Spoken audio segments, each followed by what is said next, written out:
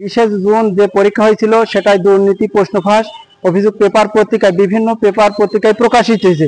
সেই পরিপ্রেক্ষিতে আমরা অবস্থান কর্মসূচি নিয়েছি। এখন আমরা এই পরীক্ষার যে চূড়ান্ত নিয়োগ এটা স্থগিত রেখে এর সুষ্ঠু তদন্ত হোক, তারপরে পরবর্তী পদক্ষেপ নেওয়া হবে।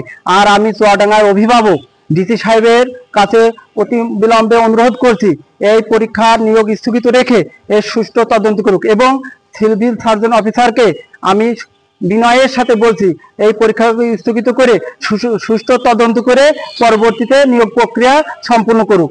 আর তা না হলে আমরা বৃহত্তর আন্দোলনে যাব এবং এর জন্য আমরা সর্বোচ্চ ত্যাগ স্বীকার করতে রাজি। কারণ 24-এ আমরা যে আন্দোলন করেছি এখানে দুর্নীতির বিরুদ্ধে জন্য আমরা আন্দোলন করেছি, কিন্তু পরবর্তীতে আমরা দেখছি বাংলাদেশে সেই দুর্নীতির প্রক্রিয়ায় চলমান রয়েছে।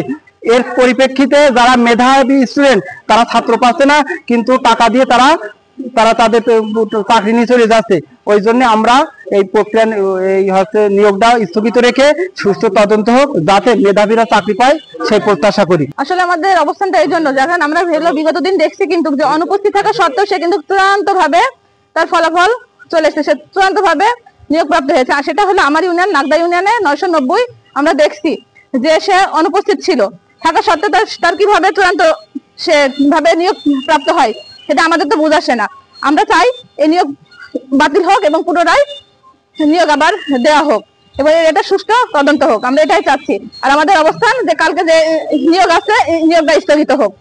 যদি নিয়োগ স্থগিত না হয় এখানে আমরা আমরণ অন্বেষণে বসবো, যে করে হোক নিয়োগ কালকে স্থগিত করতে হবে। তার জন্য আমরা যে পর্যন্ত যেতে হয় আমরা যাব এবং আমরা করবো, আমরা কাল যেন জয়েন না হয় সেজন্য আমরা লিখিত সব জায়গায় আবেদন দেবো, হাইকোর্টে আমরা রিট করবো। 20 জুন চুয়াডাঙ্গা স্বাস্থ্য সহকারী পরীক্ষা অনুষ্ঠিত হয়েছিল।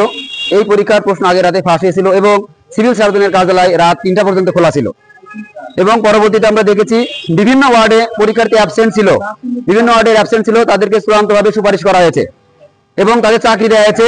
একজনের বিপরীতে 5 জনের টিকানোর কথা, একজনকে টিকেই মৌখিক পরীক্ষা নির্বাচন করে চূড়ান্তভাবে তাদেরকে নিয়োগের সুপারিশ করা হয়েছে, যেটার আগামীকাল তাদের যোগদানের তারিখ। কিন্তু আমরা চাই এর সুষ্ঠু প্রতিবেদন হোক এবং অনতিবিলম্বে এই নিয়োগ স্থগিত করে আবার নতুন নিয়োগ চালু করুক, এটা আমাদের দাবি।